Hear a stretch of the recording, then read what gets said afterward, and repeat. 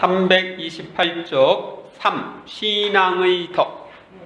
1. 신앙이란 뭐냐? 신앙이란. 구약 성경에 보면 신앙은 하느님과의 전적인 결속입니다. 여기서 신앙이란 하느님께 순종하고 충실한 인간의 자세를 뜻합니다. 구약 성경에 나타난 신앙은 하느님께 대한 신뢰와 그분의 말씀을 철저히 따르는 것입니다. 신앙의 모범이 아브라함이죠. 아들을 바치라고 하는데도 따랐어요. 아버지 집을 떠나서 내가 지정하는 곳으로 가라 그랬을 때도 떠나갔어요. 이렇게 그분을 신뢰하고 철저히 따르는 겁니다. 신약 성경에서 신앙은 예수님이 선포하신 기쁜 소식을 받아들이고 하느님의 뜻에 전적으로 내맡기는 것입니다. 또 신앙은 성부께 대한 예수님의 내적 자세를 본받는 것입니다. 예수님이 아버지께 대한 신앙의 모범을 보여주셨어요. 그래서 따르는 거예요. 교회 교도권에서 볼 때 신앙은 하느님과의 인격적 만남이며 계시된 진리에 대한 동의입니다. 다시 말하면 교회가 가르치는 말씀에 나도 옳소 하고 받아들이는 게, 여러분들 교리를 배울 때 그 교리 내용에 동의하고 받아들이면 세례를 받을 수 있죠. 근데 나 못 받아들이겠어. 그럼 받을 수 있어요? 없어요. 계시된 진리에 이해하고 받아들이면 거기서 신앙이 시작되는 겁니다. 살아있는 신앙은 기도 생활에 달려 있습니다. 기도를 통해 하느님을 향해 있지 않으면 신앙을 키우지 못합니다. 그래서 신앙을 성장하는 데는 기도가 굉장히 중요한 거예요. 이 신앙의 선물에 따르는 의무들. 첫째, 그리스도인은 자기 신앙에 대한 충분한 지식을 쌓아야 할 중대한 의무가 있습니다. 따라서 신앙의 지식을 얻기 위한 시간도 마련해야 합니다. 그런데 암기하는 것보다 더 중요한 것은 진리의 의미를 깊이 받아들이는 것입니다. 여러분들이 지금 여기 와서 성장 세미나 하는 것은 신앙에 대한 지식을 쌓는 거죠. 그런 시간을 갖는 건데 이게 우리가 의무로 가져야 되는 부분입니다. 그래서 세례 때 공부 끝, 이제 내가 예비자 교리 다 했으니까 이제 세례로 끝, 이렇게 하면 안 되는 거예요. 그때 시작이야. 학교 입학한 거예요. 신앙의 학교에 입학을 해서 계속적으로 공부를 해야 되는 겁니다. 둘째, 신자는 신앙을 고백하는 의무가 있습니다. 신자에게 있어서 자기 신앙을 부인하는 것은 직접적이든 간접적이든 결코 허용되지 않습니다. 신앙의 외적 고백은 하느님과 이웃에 대한 사랑입니다. 내가 천주교 신자로 신앙을 가지고 있다 하는 것은 하느님 사랑과 이웃 사랑을 통해 드러나는 거예요. 셋째, 그리스도의 제자는 누구나 자기 능력에 따라 신앙을 전파해야 할 의무가 있습니다. 예수님은 온 인류의 구세주이기 때문에 그분의 복음을 만민에게 선포해야 합니다. 그리스도인은 누구나 말과 행동과 삶을 통해 신앙을 증거해야 합니다. 말, 행동, 삶 통해서 증거해요. 넷째, 우리는 신앙을 보호해야 할 의무가 있습니다. 우리는 영신생활과 건전한 윤리관을 해치는 출판물을 읽지 말아야 합니다. 음란물, 미신행위에 대한 책, 이단서적 이런 것들 읽으면은 신앙에 손상을 가져와요. 다빈치 코드 이런 것들. 또 다른 사람의 신앙을 보호하고 사회 안에서 신앙의 진리를 신장시키도록 힘써야 합니다. 그리고 교회 일치를 위해서도 힘쓰고 교도권의 가르침에 순종해야 합니다. 그래야 우리가 올바른 신앙으로 나아갈 수가 있습니다. 3. 신앙을 거스리는 죄들. 먼저 교만. 교만은 사탄의 죄이며 모든 죄의 가장 중요한 뿌리입니다. 자기만을 고집하는 교만은 신앙의 순종에 반대되는 죄입니다. 교만한 사람은 자기 뜻대로만 살려고 하기 때문에 진리를 받아들이지 않습니다. 이 교만에서 생긴 것이 불신의 죄입니다. 그 다음에 무신론과 세속주의. 불신에서 나온 것이 무신론과 세속주의입니다. 무신론은 자기 양심 속에 나타나는 절대자의 요구를 거부하는 것입니다. 교만과 이기적인 욕망 때문에 신과 종교를 거부하고 억압합니다. 세속주의는 현세적 세계 외에는 인정하지 않는 세계관입니다. 세속주의는 하느님의 왕국이 아니라 인간의 왕국을 추구합니다. 신앙을 직접 거스르는 죄들은 불신앙, 이단, 열교, 배교입니다. 불신앙은 참된 신앙을 찾으려는 노력을 소홀히 하거나 참된 신앙을 알면서도 고의적으로 거부하는 것입니다. 이단은 하느님의 계시 진리에 어긋나는 오류를 따라가는 것이고, 열교는 교황의 수위권에 예속되기를 거부하고 갈라져 나간 교회들을 가리킵니다. 갈라져 나간 교회, 대표적으로 개신교. 그래서 옛날에는 개신교를 열교라고 그랬어요. 분열된 교회예요. 그리고 배교는 신자가 신앙을 완전히 버리는 것입니다. 그 다음에 희망의 덕. 희망이란 뭐냐? 1. 희망이란, 성 토마스 아퀴나스는 희망이란 성취하기 어렵지만 불가능하지는 않은 선에 대한 욕망이라고 정의했습니다. 희망은 하느님의 은총에 의해 가능해지는 덕으로서 그것에 의해 인간은 구원의 완성을 바라보고 하느님의 도우심을 굳게 믿어 그 구원에 도달합니다. 개인에 있어서 희망의 대상은 구원의 완성이고 하느님과의 일치입니다. 이를 영원한 구원, 영원한 행복, 영원한 생명이라고 합니다. 그러니까 이것이 천국에 가서 완성되는 거죠. 인류 전체에 있어서 희망의 대상은 하느님 나라의 완성, 만물의 보편적 완성입니다. 이건 무슨 얘기냐면 새하늘 새 땅의 새 시대가 되어서 예수 그리스도를 중심으로 만물이 하나가 되는 것, 그것을 가리킵니다. 희망의 동기는 항상 우리를 도우려 하시고 도우실 수 있는 하느님의 절대적 능력입니다. 또 하느님의 약속과 충실성은 희망의 주된 동기가 됩니다. 그러니까 하느님이 능력이 있으시고 약속도 하셨고 충실하신 분이기 때문에 우리가 희망할 수 있는 거예요. 희망의 열매. 인간은 누구나 크고 작은 희망을 가지고 있으며 희망으로 세상을 살아갑니다. 희망은 고통을 견디어내는 인내의 열매를 맺습니다. 희망은 미래를 향해 자신을 개방하게 해주며 인간이 순례자의 상태에 있음을 알려줍니다. 인생은 순례자의 길이죠. 그리고 희망은 세계의 변혁을 위하여 노력하게 합니다. 그리스도교 희망은 사회 질서의 개선을 위한 노력을 하게 합니다. 복음에 나타난 희망은 거짓, 오류, 불의의 세력에 대하여서 투쟁하고 또 효과적인 해방을 가져다 줍니다. 3. 희망을 거스르는 죄, 억측. 억측은 희망하는 것의 성취를 조급하게 앞당겨 기대하는 것입니다. 억측은 하느님이 주시는 선이나 도우심에 대한 부당한 기대이며 어떤 희망이 성취되리라고 무모하게 추정하는 것입니다. 예를 들면 예수님이 재림하신다. 언제 재림할 거다. 이렇게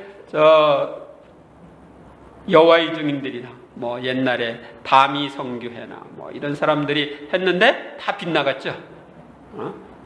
그동안의 역사 속에서 무수한 사람들이 그랬는데 빗나가서 억측하는 거예요.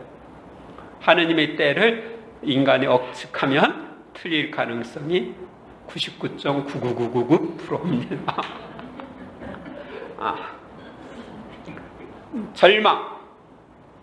절망은 희망의 완전한 포기이며 하느님으로부터 구원을 얻을 수 없다는 의지의 불신입니다.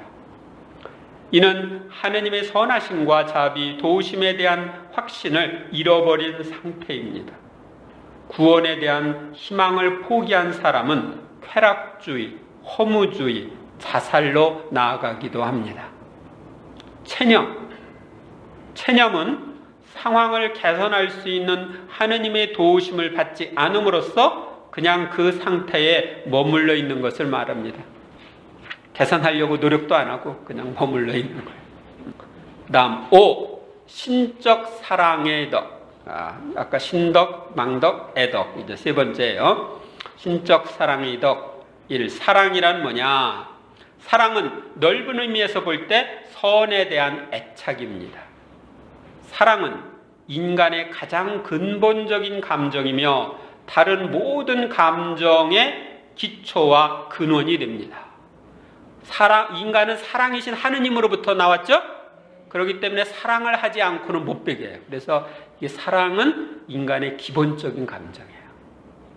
자신을 위한 사랑을 사욕적 사랑이라고 하고 다른 사람을 위한 사랑을 자애적 사랑이라고 합니다. 사욕적 사랑은 쾌감, 소유, 권력, 지적 가치, 미적 가치 등과 같이 감각적, 물질적, 정신적 가치들을 대상으로 합니다.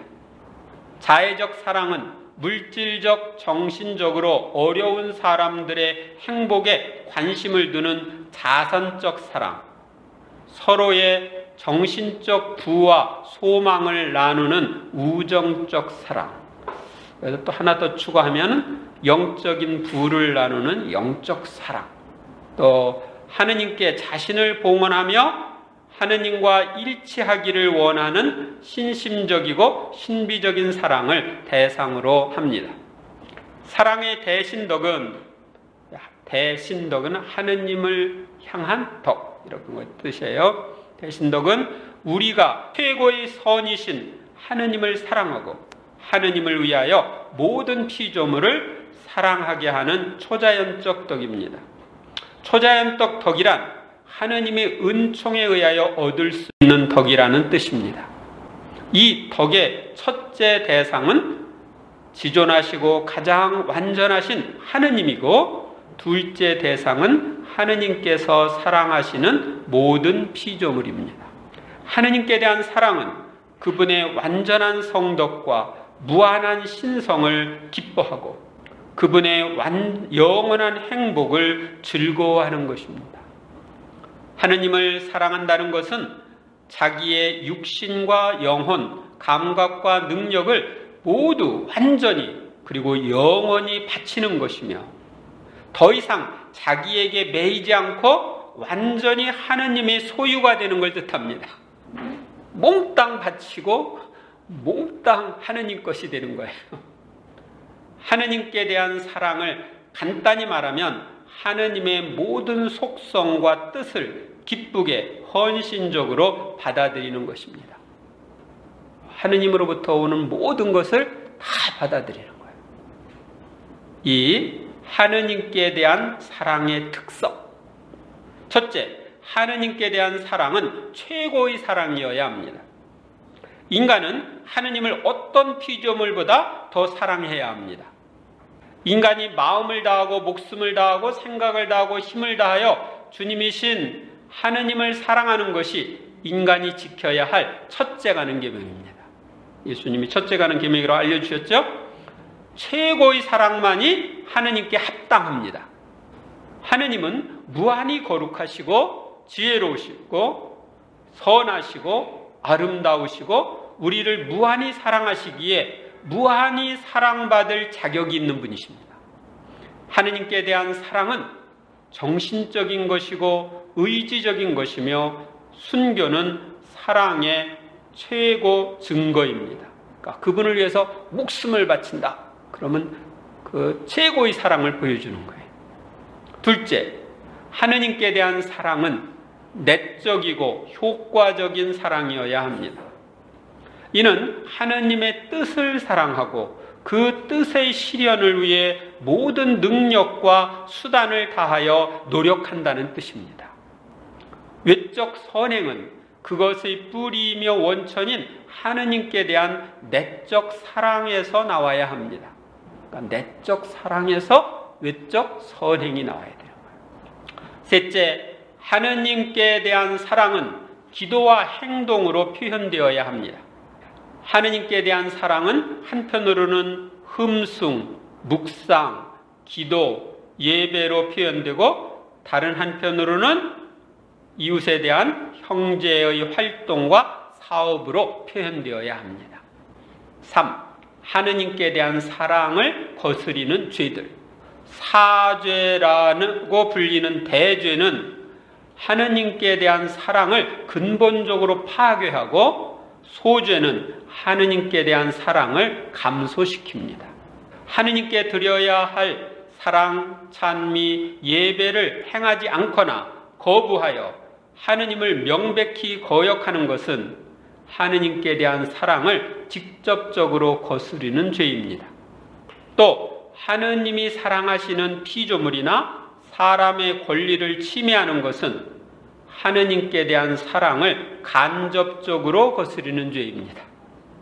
하느님께 대한 무관심은 하느님께 대한 사랑을 거스르는 죄입니다.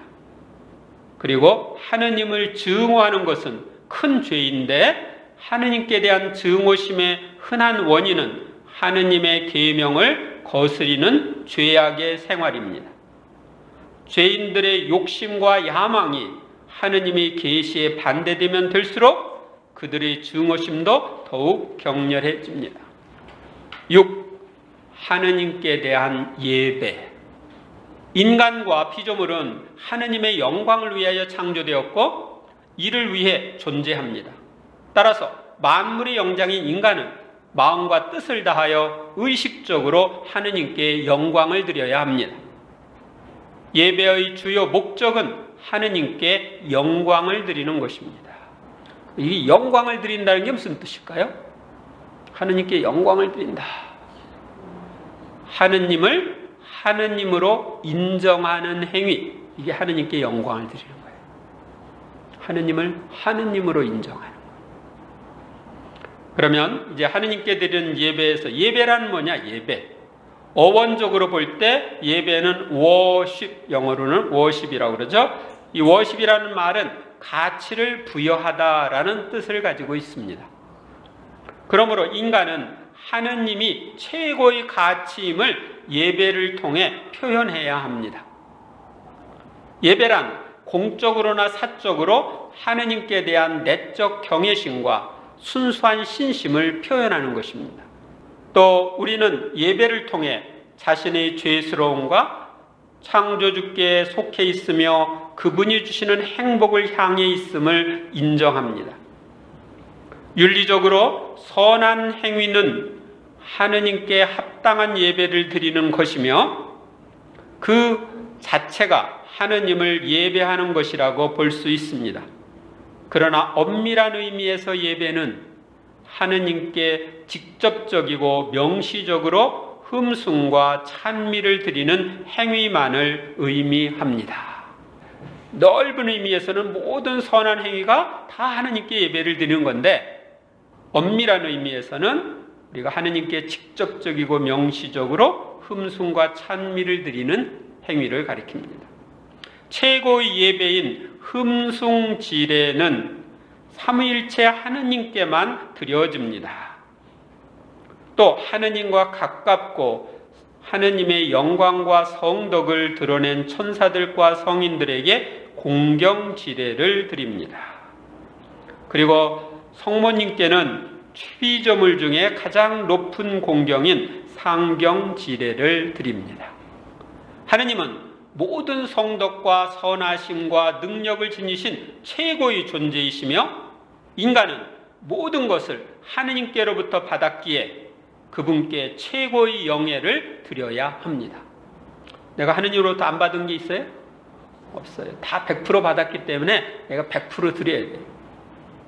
심리학자 융은 사람들이 정신질환과 노이로제의 결정적 원인을 종교적 신념의 결핍에서 찾고 있습니다.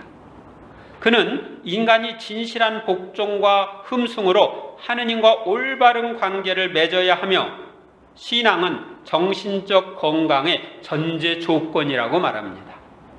또 다른 책에 보면은 올바른 신앙을 가진 사람은 정신병에 걸리지 않는다. 인간은 영혼과 육체로 이루어졌으므로 영혼과 육체로 하느님을 섬기고 그분께 영광을 드려야 합니다. 그러므로 흠숭의 내적 감정은 외적으로도 표현되어야 합니다. 마음은 외적 행위를 통해 하느님을 향하게 되고 열려해지고 심화됩니다. 여러분들이 이제 성체 조배실에서 조배를 하기 전에 허리를 깊이 굽혀서 예를 표하죠. 이렇게 우리는 하느님께 경배를 드리는, 공경을 드리는 표현을 허리를 굽혀서 예를 표하는데 이것이 바로 내적인 것을 외적으로 표현하는 거야. 그러니까 우리는 내적인 것과 외적인 것이 같이 가야 돼요. 왜? 영혼과 육신으로 되어 있으니까. 개인과 공동체는 모두 예배를 드려야 합니다. 공동체의 공동 예배는 개인의 사적 예배를 보완하고 바르게 이끌어가기 위해서도 필요합니다. 예배의 1차적 목적은 하느님께 합당한 영예와 영광을 드리는 것입니다. 그리고 예배자 자신의 성화와 구원은 2차적 목적입니다. 그러니까 내가 미사를 봉헌한다. 그것은 하느님께 합당한 영예와 영광을 드리는 게 1차적 목적이에요. 그런데 강론도 듣고 성체도 영하고 그러면서 내가 성화돼. 그건 2차적 목적이에요. 이 하느님께 대한 예배에 위배되는 죄들, 먼저 하느님께 그릇된 예배. 그릇된 예배는 하느님께 합당한 영광을 드리지 않고 하느님을 인간의 유익을 위한 종교 행위의 수단으로 이용하는 것입니다. 그릇된 예배에서는 예배의 효과를 하느님의 자유롭고 자비로운 선물이라고 생각하지 않고 그 예식이나 그 기도 자체가 지는 신비로운 힘의 결과라고 생각합니다. 그 기도를 했기 때문에 그렇게 된 거예요. 하느님이 그 기도를 한번 꼭 들어주셔. 이러면 안 돼요. 하느님은 그렇게 어디에 매이시는 분이 아니시거든요. 자비로우신 분이지만 자유롭게 일하시는 분이에요. 그러니까 이거 바리사이들이 그랬거든요. 하느님, 내가 이렇게 율법을 지켜야 되니 지키면은 하느님이 당연히 축복해 주어야 돼. 당연이라는 거 안 돼. 하느님께 대한 내적 신심보다 성물 자체에서 효력이 발생한다고 생각하면 안 됩니다. 그러니까 내가 묵조의 기도를 몇 번 하면 무슨 일이 이루어진다. 횟수로 따지면 안 되는 거야. 미사를 몇 대 드리면 어떻게 된다. 이건 아니에요. 그것을 하는 그 사람의 내적인 동기, 내적인 상태가 그것의 효과를 좌우하는 거예요. 그러니까 여러분들이 성사의 인효성이라는 게 있거든요. 인효성과 사효성이 있어요. 그러니까 사효성은 그 자체로 효과가 있는 것이고 인효성은 인간이 어떻게 준비하느냐에 따라서 효과의 크기가 달라지는 거예요. 그러니까 똑같이 여러분들이 여기 와서 이렇게 미사를 봉헌해도 미사의 가치가 사람에 따라서 다 다를 수 있어요. 원래 미사에 하느님께 드리는 예수님 십자가의 제사의 가치는 무한하고 똑같지만 그것이 우리 안에서 발휘하는 효과는 그 사람의 마음 상태에 따라서 달라지는 거예요. 아셨습니까? 네. 그러니까 뭘 몇 번 해야 된다 이것 강조하면 안 되고 중요한 것은 그 사람의 내적인 상태입니다. 하느님께 인격적 순종과 신심을 드리는 대신 외적인 제사와 전례 행위만을 기계적으로 행하는 예식주의도 그릇된 예배입니다. 구약의 예언자들은 이를 맹렬하게 비난했습니다. 하느님은 무엇보다도 먼저 사람의 마음과 사랑과 순종을 원하십니다. 이런 내적 정신이 없는 제물과 예식은 헛된 것입니다. 그럴 때는 이제 너희들은 나에게서 마음이 멀어져서 그렇게 하고 있다. 너희들이 하는 그 모든 행위는 사람에게 배운 관습일 따름이다. 외적으로는 성당에 와서 미사 참여를 하는데 내적으로는 밖에 가서 해야 될 일만 미사 중에 계속 생각하고 있어. 별로 효과가 있을까?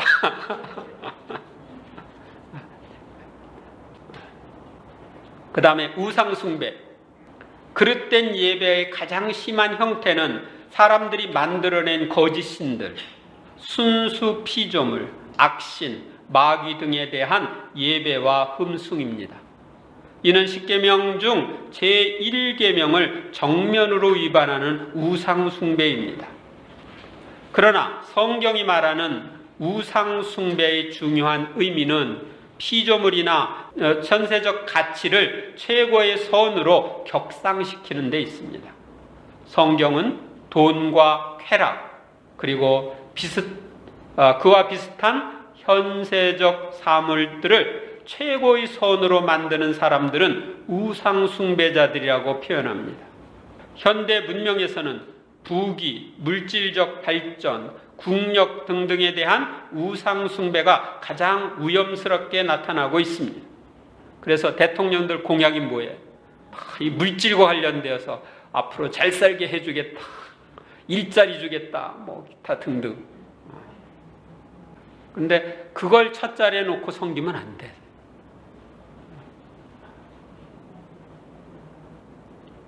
미신. 넓은 의미에서 미신은 결과적으로 근거 없는 대상에 대한 무익하고 맹목적인 신앙과 실천을 말합니다. 미신의 중요 원인은 하느님께 대한 참된 신앙이 없고 참된 종교를 믿지 않는 데 있습니다. 미신에서는 하느님의 절대적 통치권을 망각하고 자기의 운명을 좌우한다고 생각하는 잡신을 주문 암송과 예식으로 달랠 수 있다고 생각합니다. 막 구슬하고 뭐 이래가지고 달랠 수 있다고 생각하는 거예요. 길일과 흉일을 보는 것. 길일에 이사 가야지 뭐 이러면서 손 없는 날 뭐 이러면서 하는 것들. 부적을 사용하는 것. 미신적 관습을 지키는 것들.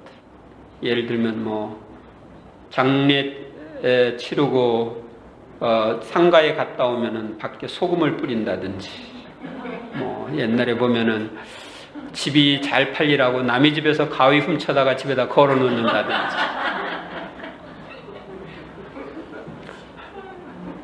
이런 미신적인 관습을 지키는 것은 하느님께 대한 신앙을 거스릴 뿐 아니라 다른 이성에도 모순됩니다.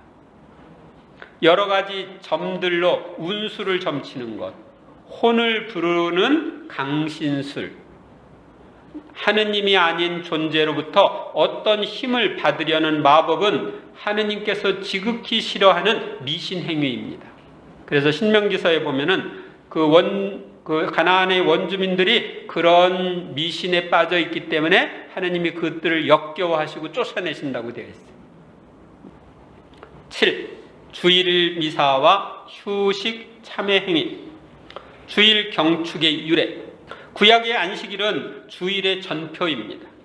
안식일은 이집트에서의 해방을 기념하는 날이며, 안식일에 노동을 안 하는 것은 과거의 노예 생활에서 해방된 것을 상징합니다. 옛날에 노예일 때는 쉬는 날이 없었어요. 그런데 주님의 도움으로 해방됐어. 그래서 주일날 일 안 한다 그러면 노예에서 해방된 것을 이스라엘 백성들은 기억한 거예요. 우리도 일의 노예에서 좀 벗어나야 돼. 신약에서는 예수님이 부활하시고 성령께서 강림하신 날이 일요일이었기에 그리스도인들은 안식일 다음 날인 일요일에 모여 주의 만찬을 거행했습니다. 구약은 이미 그리스도 안에서 구약의 안식일은 폐지되고 일요일이 신약의 안식일이 된 것입니다. 예수님이 부활하시고 성령 강림한 날이 일요일이기 때문에 이 날이 이제 안식이 되는 겁니다. 그 후 그리스도교 그리스도교가 국가로부터 공인되면서 321년에 로마 제국의 공휴일이 토요일에서 일요일로 바뀌게 되었습니다. 그래서 지금까지 일요일날 우리가 쉴 수 있는 거예요. 이 주일 미사의 의무. 교회법은 주일과 의무축일의 미사 성제에 참여하고 성휴를 지켜라, 거룩한 휴식을 지켜야 할 의무를 신자들에게 부여합니다. 제2차 바티칸 공의회의 거룩한 전례에 관한 헌장에는 이날 이 주일에 신자들은 함께 모여 하느님의 말씀을 듣고 미사 성제에 참여함으로써 주 예수님의 순환과 부활과 영광을 기념하고 하느님께 감사해야 한다고 가르칩니다. 주일과 의무축일의 미사 참여 의무는 중대한 것이기에 자주 빠지면 중죄가 됩니다. 미사 성제는 하느님께 예배를 드리는 가장 탁월한 제사이기에 주일의 미사 참여는 양심적으로 지켜야 할 의무입니다. 이 의무는 만 7세부터 지켜야 하고, 이 교회법에 만 7세부터 지키는 라디오나 TV에 의한 미사 참여는 환자처럼 미사 참여가 육체적으로 불가능한 경우가 아닌 한 미사 참여의 의무를 채울 수 없습니다. 그 TV 보면 영성체 못하잖아. 근데 개신교는 영성체가 없기 때문에 그냥 봐도 돼. 그래서 개신교에서는 그래서 이 설교 저 설교 좋은 설교를 따라서 이제 신자들이 이동을 하거든요. 그래서 안 나오고 그냥 뭐 TV 보고서 하면 되지. 그러니까 신자들을 모으기 위해서 요즘은 또 성찬을 한다고 그럽니다. 그런데 그건 다 그들은 형식이죠. 그러나 환자나 먼 거리에 있는 사람, 국가나 직장의 비상봉사 의무 때문에 미사 참여를 할 수 없는 사람에게는 미사 참여의 의무가 면제됩니다. 그래서 이런 사람들은 대신 대송을 바쳐라, 그러죠. 옛날에는 주님의 기도 33번 바쳐라. 그러다가 이제 주님의 기도만 하면 그러니까 주님의 기도 성모성 영광성 보통 이제 33번 바쳤어요. 네, 그 다음에 이제 한국의 그 규정에서는 묵주의 기도를 바쳐라. 요즘에는 이제 어떻게 하느냐? 그날 독서와 복음을 읽고 묵상해라. 또 묵주의 기도를 바쳐라. 선행을 해라. 이 세 가지를 다 하면 더 좋다. 미사 참여 의무를 대신하는 뜻으로. 3. 주일 휴식. 신앙적으로 볼 때 주일날 쉬는 것은 미사에 참여하는 시간을 얻고 그날 하루를 예배의 정신으로 지내는 데 있습니다. 또 주일 휴식은 우리가 기도와 묵상, 영적 독서 같은 영신적 활동에 전념할 수 있는 시간을 주어 우리의 영성 생활의 성장에 도움을 줍니다. 교회법은 모든 주일과 의무축일에 하느님께 바쳐야 할 경배, 주님의 날의 고유한 기쁨 또는 마음과 몸에 합당한 휴식을 방해하는 일과 영업을 삼가해야 한다고 가르칩니다. 주일에 금지된 일을 습관적으로 하면 중죄가 되지만 주일에 일하지 않으면 생계가 어려운 사람이나 대중교통, 주유소, 식품점, 여관, 병원들처럼 공공복지와 공동선을 위하여 필요한 일에 종사하는 사람은 주일 휴식의 의무가 면제됩니다. 그리고 이제 이런 사람들은 다른 날 쉬죠. 주일 휴식에 대한 관면은 교구장과 본당 신부로부터 받을 수 있습니다. 옛날에는 이 의무로 해야 되는데 그날 휴식을 못하고 일을 해야 될 사람들은 이제 관면을 받는데, 관면 받을 사람 손 드세요. 그러면 손을 들으면 본당 신부의 미사 중에 오늘 관면합니다. 이렇게 했어요. 근데 요즘은 이제 그렇게 안 하죠. 일반적으로 관면이 보편적으로 꼭 필요한 교회는 주어지기 때문에 그냥 요즘에는 관면 받을 사람 이렇게 손들라고 하지 않고 그냥 관면이 보편적으로 주어집니다. 4. 금식죄와 금육죄. 모든 신자는 자신과 공동체의 죄를 속죄하기 위하여 보속의 행위를 하며 참회해야 합니다. 가장 오래된 전통은 주님이 순환하신 날인 금요일에 보속을 실천하며 참회하는 것입니다. 오늘날은 참회의 날인 연중 매 금요일에는 금육제를 지키고 제의 수요일과 성금요일에는 금식제와 금육제를 함께 지켜야 합니다. 교회법 1251조. 금식제는 하루에 한 번만 정상 식사를 하는 것입니다. 하루에 한 번. 그러나 각 지방의 관습대로 아침과 저녁에도 약간의 음식을 먹을 수 있는데 2번의 음식을 합한 것이 정상 식사의 양보다 적어야 합니다. 한국에서는 보통 아침은 굶고 점심은 정상 식사를 하고 저녁은 죽 한 그릇을 먹고 있습니다.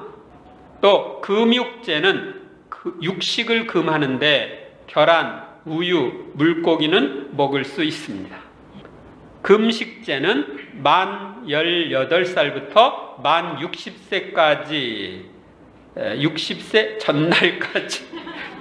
전날까지 지켜야 하지만 단식이 건강이나 노동력에 큰 어려움을 주는 경우는 금식제가 면제됩니다. 금육제는 만 15세부터 죽을 때까지 지켜야 하지만 금요일이 대축일이 되거나 외식을 하는 경우는 면제됩니다. 그렇다고 해서 외식할 때 오늘은 고깃집에 가자, 그래서 그것만 찾아다니면 좀 그렇고, 필요한 경우에 금식제와 금육제의 관면이나 다른 참회 행위로 바꾸는 것은 교구장이나 그 본당 주임사제가 할 수 있습니다.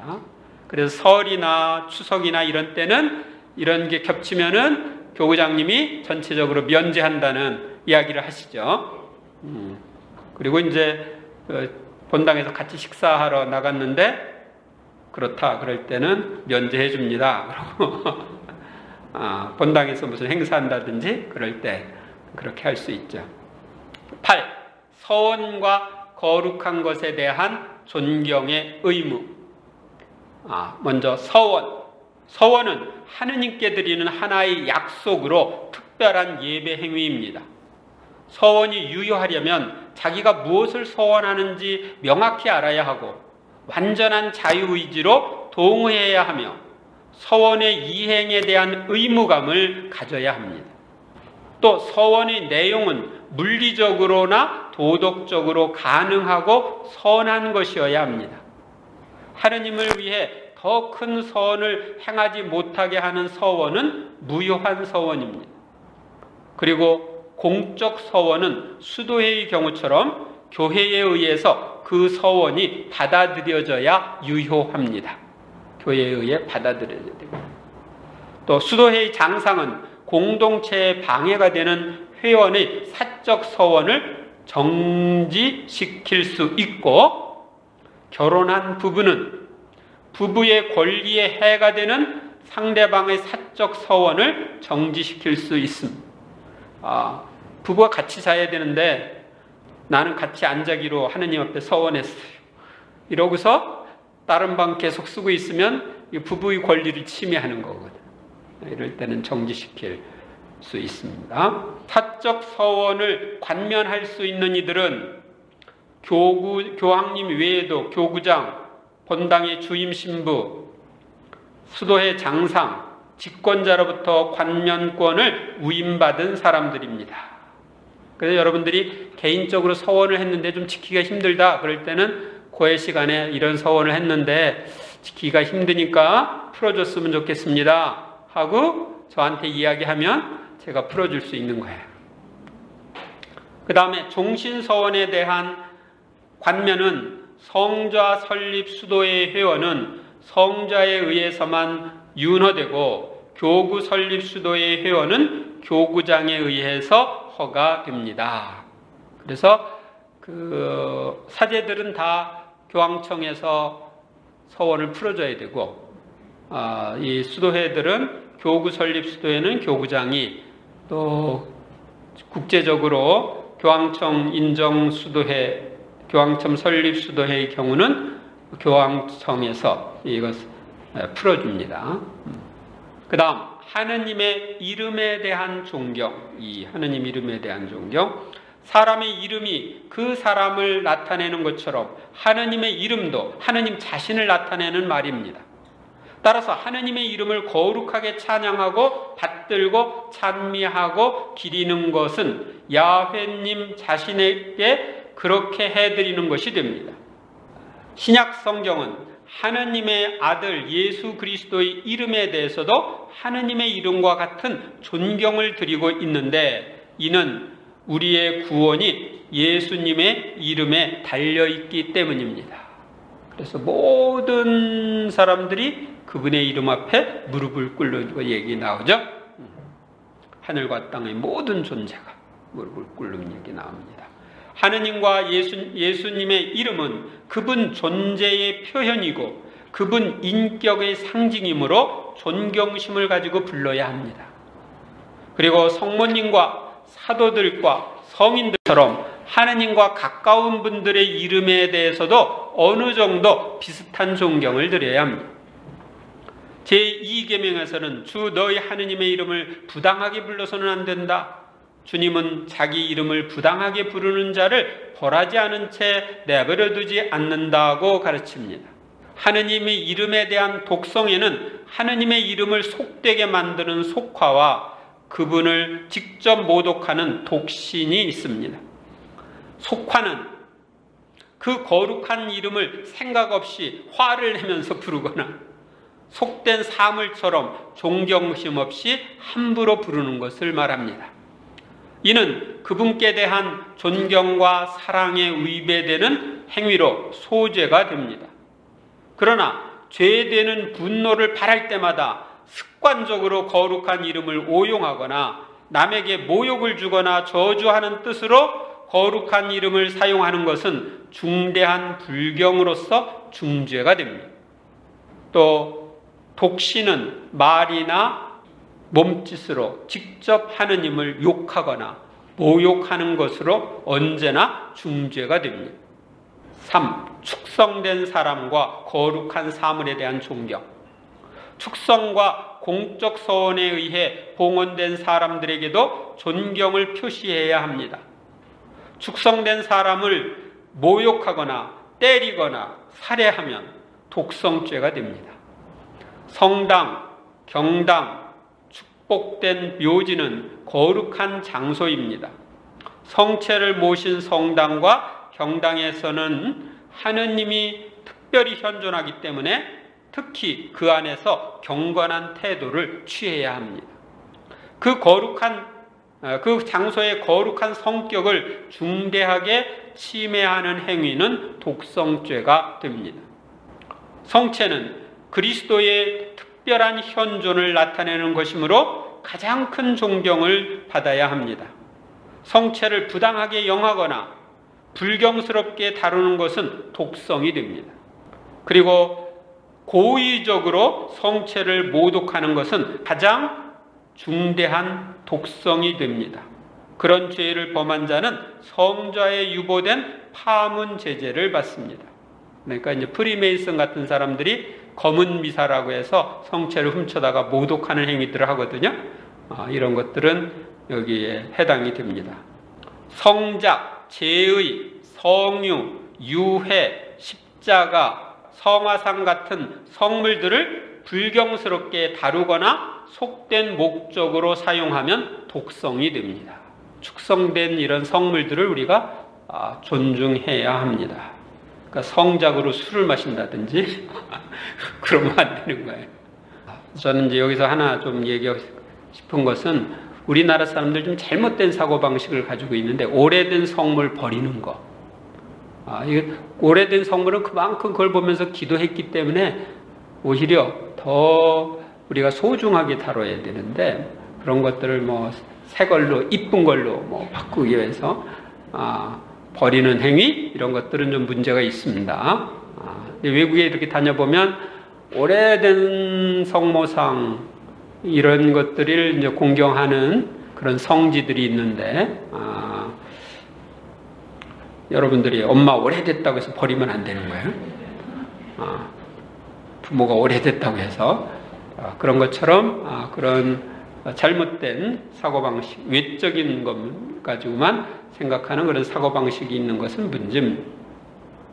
그래서 이제 알면 하지 말아야죠. 성경 말씀을 미신이나 마술에 사용하면 중죄가 되고 독성이 됩니다. 성경 말씀을 주문 외우듯이 막 이렇게 어떤 미신 행위에 쓰면 안 되죠. 성사, 기도, 은사, 축복, 축성, 교회의 서임, 교회 직무의 서임 같은 영신적 사물을 현세적 값을 받고 거래하는 것은 성직 매매의 죄가 됩니다.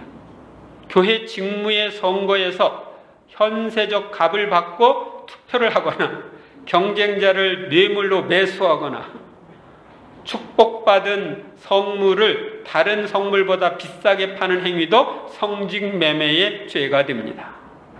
주님은 거저 받았으니 거저 주라고 하셨는데, 여러분들이 이제 내가 기도를 해줄 테니까 얼마 내? 이러면 이제 이거 문제가 되는 거예요. 물론 미사 예물로 뭐 이렇게 내고 이러는 것들은 그 사람을 위해서 봉헌된 미사이기 때문에, 그런데 또 원래는 여러분들이 지금 뭐 집 축성하거나 차 축성하거나 뭐 이럴 때 예물을 주는 것은 얼마를 내야 된다는 규정이 없죠. 또 이렇게 혼인성사 뭐 예물이나 이런 것들을 내는데 어떤 얼마를 내야 된다는 규정은 없습니다. 그런데 그런 부분들은 그것에, 그러니까 축성을 돈을 내고 사는 게 아니야. 그러니까 축성은 축성대로 받는데 감사의 표현으로 감사의 물로 내는 거지, 축성을 돈을 주고 사고 파는 형식으로 하면 한번 축성해 줄 테니까 얼마 내? 이러면은 이게 독성이 되는 거예요. 아시겠습니까? 그 다음 제3일 인간의 육체적 생명과 건강. 집에서 30장 15절. 건강한 삶은 어떤 금보다 좋고 굳건한 영은 헤아릴 수 없는 재물보다 좋다. 몸의 건강보다 좋은 재산은 없다. 그렇습니까? 음식을 지나치게 먹는 데서 오는 것은 무엇입니까? 병은 음식을 지나치게 먹는 데서 온다고 되어 있죠? 병이죠, 병. 탐식은 구토로 이어진다. 2번, 의사가 하는 일은 무엇입니까? 의사는 약초를 이용하여 병을 고치고 고통을 덜어준다. 둘째 가는 계명은 무엇입니까? 내 이웃을 너 자신처럼 사랑해야 한다. 탈출기 20장 13절. 살인해서는 안 된다. 인간은 자신과 다른 사람의 건강과 생명을 존중해야 할 의무가 있습니다. 그리스도는 세상에 오실 때 인간의 영혼과 육신을 취하셨고 이 두 가지를 성화시키셨습니다. 육체의 성화에는 육체의 건강을 돌보고 단련하는 것뿐 아니라 고통과 질병과 죽음에 있어 하느님의 뜻을 따르고 우리의 체력을 하느님의 영광을 위해서 사용하는 것이 포함됩니다. 그러니까 우리가 성화라고 할 때는 영혼만의 성화가 아니라 육신의 성화도 있어요. 영과 육의 성화예요. 왜냐하면 우리 육체의 생명은 하느님과 이웃에게 봉사하도록 하느님께서 주셨기 때문입니다. 우리는 자기 생명을 감사하는 마음으로 받아들여 유지, 발전시켜야 할 의무가 있습니다. 그래서 가장 좋은 건강 상태를 여러분이 유지할 필요가 있어요. 제가 옛날에 너무 몸을 막 무리하게 이렇게 저렇게 하고, 그리고 좀 뭐 콜록콜록 하면서 신자들 앞에 나타나고, 그런 경우들이 가끔 있었는데, 회개했어요. 요즘에는 영육간에 가장 건강한 상태에서 사람들에게 나타나기 위해서 힘씁니다. 아셨습니까? 네. 왜 그 생각을 했느냐면, 운동선수들을 보면은 운동 시합에 나가기 위해서 자기 컨디션 조절을 하기 굉장히 힘쓰죠. 그 운동 시합하는 건 조금이고, 그거 준비하기 위해서 체력 단련하고 컨디션 조절이 굉장히 힘써서 최선의 컨디션 상태에서 시합에 나가죠. 그러면 성직자 수도자들도 영육간의 최상의 상태로 컨디션을 조절해가지고 사람들 앞에 나가야 되지 않나? 그래서 그렇게 내가 과거에 하지 못했다 하는 부분을 얼마 전부터 회개하고 지금은 그렇게 하려고 힘쓰고 있습니다. 전에 있던 본당에서 깨달았어요. 그래서 그렇게 했어요. 1. 건강에 대한 책임. 육체의 생명과 건강은 하느님께서 인간에게 맡기신 것이므로 인간은 자기 건강을 돌봐야 할 의무가 있습니다. 의학적인 면에서는 보통 육체적, 정신적 건강을 말하지만 세계보건기구는 건강을 영신적, 사회적 건강까지 포함시키고 있습니다. 먼저 영양 섭취. 건강을 위하여 먹고 마시는 데는 윤리적 질서가 있어야 합니다.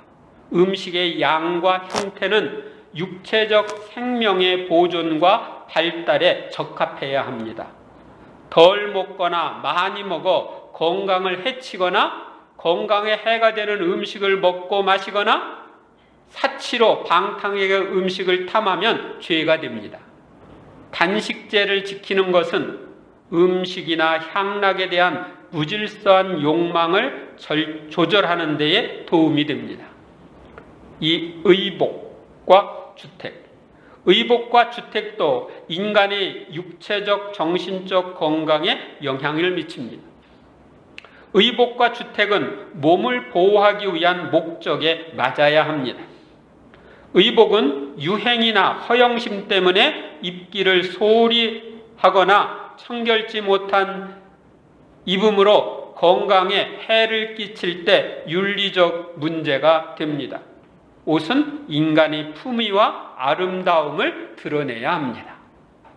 또 유행을 타서 너무 야하게 입는다든지 막 이렇게 추운데도 그냥 다 내놓고 해가지고서 몸이 망가진다든지 이러면 안 되는 거예요. 그 다음 휴식과 스포츠. 휴식과 충분한 수면은 소모된 체력을 회복하기 위해서 필요하며 그것은 자연 본성의 요구이며 명령입니다. 체육활동과 스포츠, 또 관광은 건강에 도움을 줍니다. 그러나 이 때문에 다른 의무를 소홀히 하거나 육체에 부상을 입지 않도록 주의해야 합니다. 보통 너무 무리하게 스포츠 하다가 다치는 경우가 있죠. 또 죽는 경우도 있고. 흡연은 인간의 건강을 손상시킵니다. 1986년 통계에 의하면 미국에서 흡연에 의한 사망은 35만 명이고 교통사고에 의한 사망은 48,560명으로 흡연에 의한 사망이 교통사고보다 훨씬 많음을 보여주고 있습니다. 또 흡연은 태아에게도 좋지 않은 영향을 줍니다. 흡연 산모가 낳은 아기는 다른 아기들에 비해 평균 100g이 부족하고 육체적, 정신적 성장이 느립니다. 또 흡연 임산부는 유산과 조산의 비율이 높아지고 있습니다. 따라서 담배의 지나친 사용은 윤리적 관점에서도 막아야 합니다. 술의 남용은 사람을 더욱 비참하게 만듭니다. 술은 매우 많은 개인과 가정을 파괴하고 있습니다. 통계에 의하면 서독에서 1979년부터 83년 사이에 마약 중독으로 죽은 사람은 연평균 약 600명이지만 알코올 남용으로 사망한 사람은 연평균 15,000에서 17,000명으로 술이 마약보다 훨씬 많은 사상자를 내고 있습니다. 최근 통계에 의하면 이렇게 해가 되는 알코올 소비량의 1위가 대한민국이라는 부끄러운 통계가 나와 있습니다. 특히 임신 기간의 음주는 아기에게 영향을 주어 해마다 많은 아기들이 기형으로 태어나고 있습니다. 그러므로 음주는 책임 있고 절제 있게 해야 하며 중독되지 않도록 해야 합니다. 그 다음에 마약의 남용은 담배와 술보다 육체적, 정신적 건강을 급속도로 해치는 적입니다. 최근 연구에 의하면 마약은 세포에 손상을 주고 암을 유발시키며 생명을 점점 좀먹어 갑니다. 마약은 태아에게도 영향을 주어 많은 태아들이 육체적, 정신적 장애를 지니고 태어납니다. 따라서 마약은 결코 사용하지 말아야 합니다. 이 의학적 치료와 수술. 우리 생명의 주인은 하느님이시므로 사람은 생명과 건강을 자기 마음대로 악용하거나 해를 끼쳐서는 안 됩니다. 또 손상된 건강은 회복시켜야 할 의무가 있습니다. 1. 의학적 치료. 의사는 의술을 통해 인간의 육체적, 정신적 질병을 치료하러 오신 예수님의 치유 봉사에 참여합니다. 의사는 모든 환경에서 지식과 능력을 다해 환자의 고통을 덜어주고 치료하는데 헌신하고 직업적 능력을 키워야 할 의무가 있습니다. 환자는 자기의 건강 상태에 대하여 충분한 정보를 알 권리가 있습니다. 또 사람은 심각한 질병에 걸렸을 때 자기 생명과 건강의 보존을 위하여 치료를 받아야 할 권리와 의무가 있습니다. 치료 불가능한 암 환자나 종말 질환을 앓고 있는 환자에게, 이제 죽음이 가까이 와 있는 이런 환자에게 가장 적합한 도움은 원하는 음식을 제공하는 등의 헌신적 간호를 해주고 고통을 가능한 대로 덜어주고 죽음을 잘 준비하도록 도와주는 것입니다. 그래서 이런 운동을 호스피스 운동이라고 해서 하고 있죠. 호스피스 병동도 있고 그렇죠. 그리고 사람이 뇌사 상태에 들어가면 의사는 인공호흡기에 의한 생명 연장의 인공적 방법을 중지해야 합니다. 의사는 환자의 건강과 선익에 도움이 되지 않는 치료를 중지시킬 마음을 가지고 있어야 합니다. 그 다음에 수술. 몸 전체의 보존은 부분의 보존보다 더 중요하므로 이 전체성의 원리에 따라 신체의 일부를 제거하는 수술은 가능하고 필요합니다. 미용을 위한 성형수술도 건강의 안정성이 보장되고 이웃에게 피해를 주지 않으면 허용됩니다. 근래에 개발된 장기 이식 수술도 가능하지만 윤리적인 면도 살펴보아야 합니다. 시체로부터 합법적으로 떼어낸 피부, 각막, 뼈 등을 이식하는 것은 윤리적으로 문제가 되지 않습니다. 장기를 이식하기 위한 죽음의 판정은 2 이상의 의사들이 해야 하며 죽음의 시간을 결정하는 의사들은 장기 이식 수술에 어떤 방법으로도 관여하지 말아야 합니다. 왜냐하면 자기가 이렇게 수술해서 할 목적으로 죽었다 이렇게 판정하면 안 되니까. 판정하는 사람하고 수술하는 사람은 달라야 된다. 살아있는 사람으로서부터 장기 이식은 제공자가 중대한 해를 입지 않고 완전한 자유의지로 동의해야 하며 상거래가 아니라 애덕으로 제공해야 합니다. 장기 기증과 헌혈은 사랑의 행위입니다. 의학적인 발달과 공동선을 위한 시신 기증과 사체 실험도 윤리적으로 허용됩니다. 불임 수술과 거세는 남자나 여자의 생식 능력을 제거하는 수술을 말합니다. 사람은 자기 몸의 주인이 아니고 관리자일 뿐이므로 자기 마음대로 불임 수술과 거세를 할 수 없지만 중대한 병의 치료를 위해서는 할 수 있습니다. 교회는 자연을 거스르는 인공수정도 거부하고 있습니다. 인공수정은 문제가 됩니다. 여러 수정란을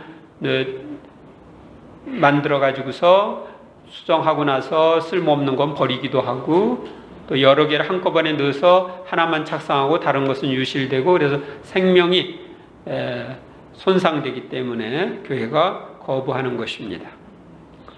3. 건강과 생명의 위험. 자신과 이웃의 건강과 생명은 대단히 중요하므로 조심성 없이 위험에 몰아넣어서는 안 됩니다. 사용자는 고용인의 생명과 건강을 조심스럽게 보호해야 할 중대한 의무가 있습니다. 이웃의 안전을 위한 자신의 직무에 소홀하거나 불충분한 안전대책과 건강을 해치는 노동 조건을 개선하지 않는 것은 이웃의 건강과 생명을 거스르는 죄를 범하는 것입니다. 또 자기 육신의 건강을 돌보지 않아 건강을 해치는 자학행위나 자기 몸을 직접 상해하는 자해행위는 죄가 됩니다. 자학, 자해, 이것은 죄가 되는 거예요. 운전자와 보행자는 교통법규를 지킴으로써 사고를 예방해야 합니다. 교통법을 무시하는 마음으로 취중 운전을 하거나 과속 운전을 하고 가족 운전을 하면 사고가 없어도 죄가 됩니다. 전염병에 걸린 사람은 다른 사람에게 전염되지 않도록 모든 조치를 취할 중대한 의무가 있습니다. 임산부와 남편은 타에게 좋지 않은 영향을 줄 수 있는 행위를 삼가해야 합니다. 태교가 아주 중요한 거예요. 우리는 이웃의 건강을 위협하는 폭력을 금해야 하는데 특히 가정에서 어린이와 여자에게 행해지는 가정폭력은 근절되어야 합니다. 1948년 세계 인권선언 제5조는 사람은 누구를 막론하고 고문을 받게 해서는 안 되며 잔인하고 비인도적 혹은 비열한 처우나 처벌을 받게 해서는 안 된다고 선언하였습니다. 4. 인간 생명의 살해. 1. 자살. 자살은 자기의 생명을 자기가 직접 죽이는 것입니다. 그리스도교 윤리는 모든 종류의 자살을 중대한 범죄로 배격하고 있습니다. 그것은 인간이 자기의 육체와 생명에 대한 주인이 아니고 인간 생명의 주인은 하느님이시기 때문입니다. 또 자살은 그 사람을 키워내기 위하여 봉사와 비용과 희생을 바친 가정과 사회에 대한 의무를 저버리는 범죄이기 때문입니다. 너 그동안 여기까지 키우는데 얼마나 많은 돈이 들었는데 가정이나 사회가 지불한 게 얼마나 많은데 그냥 내 맘대로 내 생명을 이렇게 저렇게 해? 우리 그렇게 말하는 거예요.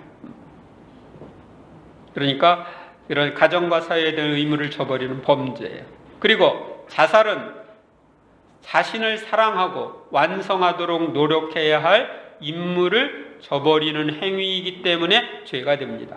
그러니까 나를 사랑하고 완성해야 할 의무를 저버리는 거니까.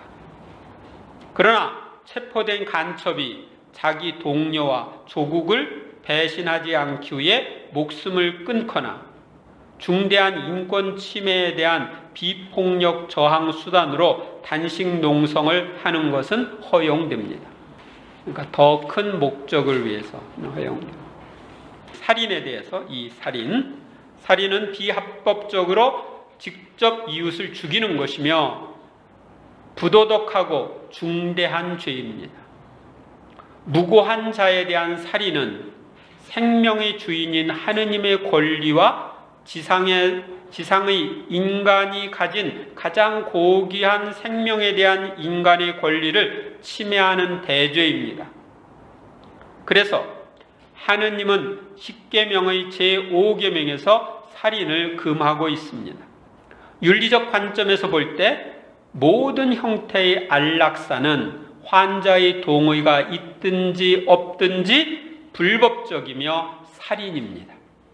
안락사는 살인이에요. 우리는 환자의 고통을 감소시키기 위해서 노력해야 하지만 그가 더 이상 고통을 당하지 않도록 죽일 수는 없습니다. 고통은 죄에 대한 보속과 이웃을 위한 희생으로 바쳐질 때 영신적으로 매우 큰 가치가 있습니다. 그 다음에 3. 낙태. 낙태도 살인입니다.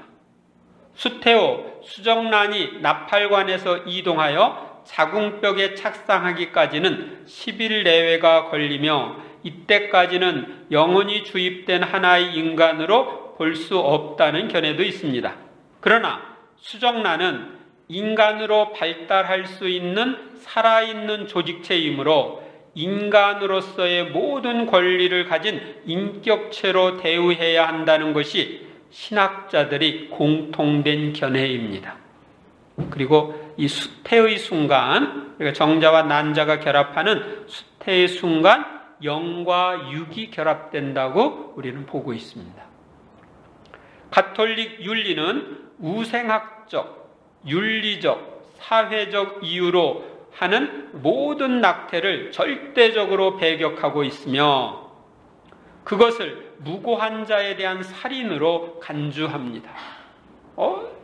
조사해 보니까 아이가 기형아로 나올 것 같으네. 그러니까 죽여야지. 이렇게 하면 안 되는 거예요. 제2차 바티칸 공의회는 생명은 수태되는 순간부터 성심껏 보호해야 한다. 낙태와 유아 살해는 가증할 죄악이다고 가르칩니다. 학자들은 낙태를 하지 않으면 어머니가 죽거나 어머니와 아이가 모두 죽게 될 경우에 아이를 낙태시킬 수 있다고 봅니다. 그러나 어머니와 아이 중에 한 사람이 살 수 있다면 기다려야 하고 하느님의 섭리에 맡겨야 한다고 하는 학자들도 있습니다. 그래서 어떤 사람들은 아이는 살리고 자기는 죽음을 택하는 그런 엄마들이 있습니다. 그래서 성인 품에 오른 분도 있습니다. 정당방위에 대해서 보겠습니다. 정당방위란 다른 사람의 불의한 공격에 대항하여 자신을 방어하는 것입니다. 정당방위의 권리는 일반 형법에서도 인정하고 있습니다. 우리가 불의한 공격에 대항하여 자신과 자신이 속한 공동체를 방어하는 것은 정당하고 필요합니다. 그러나 생명의 위험이 없는 한 공격자를 죽이면서까지 자신의 권리를 보호해서는 안 됩니다. 생명의 위험이 없는데 다른 사람의 생명을 죽이면 안 되는 거예요. 그러나 전쟁터 같은 데서 어떻게 해요? 저 사람 안 죽이면 내가 죽는다. 그럴 때는 어쩔 수 없이 총을 쏘는 거죠.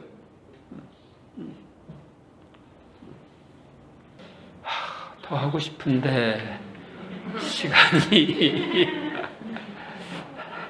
여기까지 하겠습니다. 영광이 성부와 성자와 성령께 성부와 성자와 성령의 이름으로